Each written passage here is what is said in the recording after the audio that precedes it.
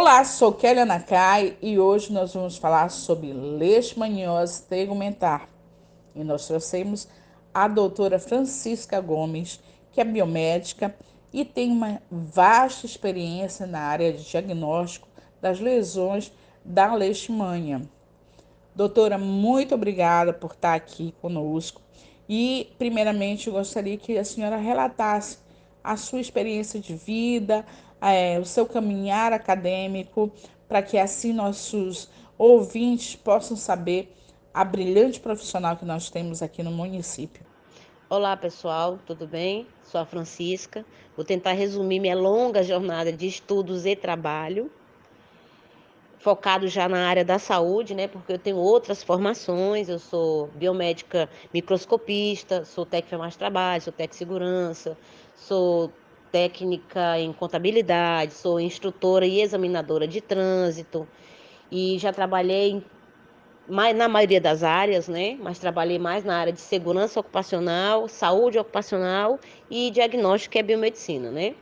Trabalhei na Prefeitura de Redenção como técnica de enfermagem no período que eu fazia faculdade no Hospital do Estado, lá era concursada pela Prefeitura de lá. Antes desse período, eu trabalhei como técnica de enfermagem do trabalho na CVRD, na Vale, quando era CVRD. E os últimos 6 anos e meio eu trabalhei no município de Paropebas aqui como biomédica, na vigilância ambiental, na área de diagnóstico laboratorial microscópico, né, e teste rápido de leishmaniose, tegumentar, visceral, mucocutânea e cutânea, malária, tuberculose e hanseníase. E trabalhei uns 15 anos na área de segurança do trabalho, mas eu não vou falar dessa parte porque, né, não convém, porque o assunto é sobre saúde. E vamos para a nossa primeira pergunta, doutora. Quais são os principais sintomas da leishmaniose tegumentar e como os moradores de Paraopebas eles podem reconhecê-la? Os sinais e sintomas da leishmaniose tegumentar são muito relativos. Varia muito da imunidade do paciente, porque tem paciente que é infectado pela leishmania através do vetor, que é o mosquito flebotomínio, né? Conhecido muito como mosquito palha, porque ele tem um aspecto, parece uma cor de palha. Se for infectado por ele, o paciente às vezes sofre a infecção e a própria imunidade do paciente faz a autocura, digamos assim. Ele não desenvolve a doença. E tem pacientes que desenvolvem, a maioria deles desenvolvem, infelizmente, né? E os sinais e sintomas é relativo, porque leva em consideração a imunidade do paciente. Tem paciente de imunidade baixa que, além da lesão, ele manifesta febre, ele manifesta gânglios linfáticos infartados, que o pessoal chama de íngua, ele manifesta dores no corpo, fraqueza. Tem paciente que só aparece mesmo a lesão. E essa lesão, como ela é? É uma lesão, ou você percebendo ou não que foi picado por um mosquito, essa lesão começa com uma pápulazinha, uma pápulazinha, tipo picada de qualquer outro mosquito mesmo, aí ela vai abrindo e aumentando. Aí você percebe que ela não sara com nada. Vai na unidade de saúde, faz o curativo, faz um tratamento de antibiótico terapia, ou anti-inflamatório, tratamento tópico e acaba não sarando. Ela vai só aumentando. Ou ela vai, né, fecha, aí depois ela abre e fica escorrendo a linfa. O pessoal fica escorrendo uma aguinha, aquilo ali é linfa, do sistema linfático, que é um sistema de proteção. Então ela fecha e vai e volta, vai e volta. E ela tem bordas elevadas, é uma ferida limpa e seca, indolor. Ela chega a doer só se o mosquito picar em um local que seja bem nervado e depois da picada haver as infecções oportunistas por fungos e bactérias, aí a ferida fica aquela ferida já infeccionada, já aquela ferida já purulenta, que já tem pus, já tem secreção. Não é característica da leishmaniose, mas pela demora no tratamento, no diagnóstico, além da leishmaniose, existem as infecções oportunistas. Se a ferida tiver borda, for difícil de tratar, for só aumentando, ela vai e volta, bordas elevadas, fundo granuloso, uma ferida limpa e seca e resistente, é a principal característica de suspeita da leishmaniose tegumentar. Doutora, Nos relate quais são os primeiros passos a serem tomados caso uma pessoa esteja suspeitando ser portadora da leishmaniose tegumentar. O paciente suspeitou que tem uma lesão de borda, como eu falei anteriormente, né, de bordas elevadas, ressecadas, fundo granuloso, de difícil tratamento e resistente, ela fecha e abre novamente, saindo linfa. O primeiro passo que tem que tomar é procurar a unidade de saúde, o médico vai avaliar a ferida e vai fazer um pedido de exame, encaminhá-lo diretamente para a vigilância ambiental, onde ele vai fazer a coleta, que é a escarificação dérmica, para fazer o diagnóstico, e lá mesmo é feito o tratamento, na vigilância ambiental, na Rua D, número 306, Cidade Nova. Doutora, esclareça para os nossos ouvintes como a leishmaniose tegumentar é transmitida e quais são as medidas de prevenção que a nossa população de Paraopebas pode adotar para reduzir o risco dessa infecção. A transmissão é realizada através da picada do vetor, que é o flebotomínio, mais conhecido como mosquito palha. Ele pica um animal contaminado, que é o reservatório, né? E pica o ser humano. E transmite a leishmania, que é o protozoário causador da leishmaniose. Quais as medidas de prevenção? As medidas de prevenção é de ambos os lados. Na vigilância ambiental é feito o diagnóstico tanto humano quanto canino, porque além dos cães serem reservatório e transmissores de leishmaniose, também temos os animais silvestres, que são as raposas, os porcos, tamanduá, preguiça, macaco, eles também são reservatórios. Mas a transmissão maior é feita através dos cães, pelo fato do contato de maior quantidade de cães, tanto na doméstico quanto os cães de rua.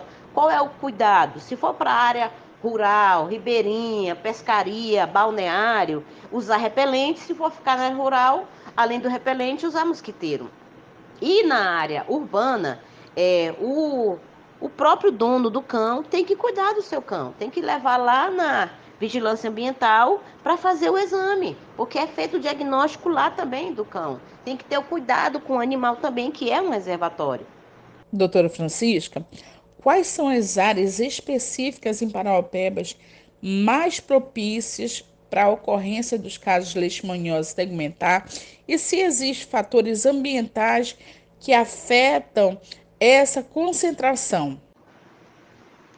As áreas com maior incidência são as áreas rurais, por dois motivos. O primeiro, que nas áreas rurais, além de existirem os animais silvestres, que são reservatórios transmissores, também tem mais cães, porque o pessoal da área rural tem essa cultura de ter uma quantidade de cães maior do que o pessoal da área urbana. E tem um detalhe muito importante. O vetor, que é o flebotomínio mosquito palha, que é o transmissor da leishmaniose, ele tem uma reprodução diferenciada. Ele não se reproduz em água limpa e suja igual o Aedes aegypti. Ele se reproduz em matéria orgânica em processo de decomposição. Por exemplo, um tronco de árvore, uma folha, em processo de decomposição, fezes em processo de decomposição. E na área rural, isso tem maior quantidade. Doutora Francisca, como o município de Paraopebas está lidando com o diagnóstico e tratamento da leishmaniose tegumentar? Diagnóstico e tratamento funcionam da seguinte forma. Vamos por duas partes, né? Vamos começar pela rede privada. A rede privada, quando ela faz o diagnóstico, ela aborda o paciente, faz a lâmina e deu positivo, a próprio laboratório da rede privada encaminha essa lâmina para ser feita a revisão lá na vigilância. Se o diagnóstico for positivo, o paciente permanece lá para dar início ao tratamento. Na rede pública, nas unidades de saúde, a equipe de enfermagem, a equipe médica são preparadas para abordar esse paciente e fazer o pedido de exame, encaminhar para a vigilância e fazer o diagnóstico lá.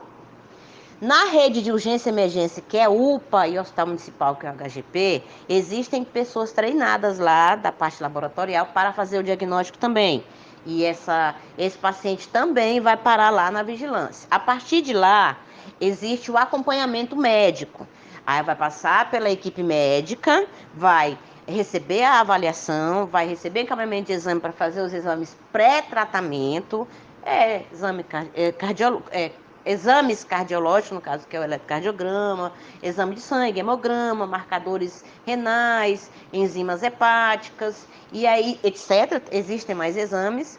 No retorno desses exames, a equipe médica avalia, aí o paciente inicia o tratamento de acordo com a idade, com o peso, né, com o tipo de sequela ou algum tipo de problema que ele possa ter, né, de doença crônica.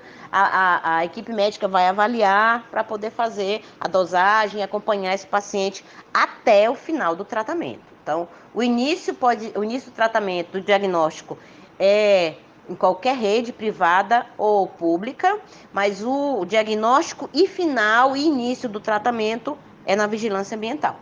Existe equipe laboratorial e equipe médica para fazer esse processo aí de diagnóstico, tratamento e acompanhamento do tratamento até o final. Doutora, nos esclareça quais são os serviços de saúde disponíveis para aqueles que necessitam dos cuidados médicos quando o diagnóstico de leishmaniose segmentar já foi confirmado. O tratamento das leishmanioses cutânea, mucocutânea e visceral está centralizado na vigilância ambiental, porque a equipe médica lá é especializada nesse tratamento e no acompanhamento desses pacientes do início ao fim. Mais uma pergunta que veio dos nossos ouvintes: qual é a importância da conscientização pública sobre a leishmaniose tegumentar em Parauapebas? Esse mês de agosto é o mês da campanha nacional de prevenção e combate à leishmaniose tegumentar.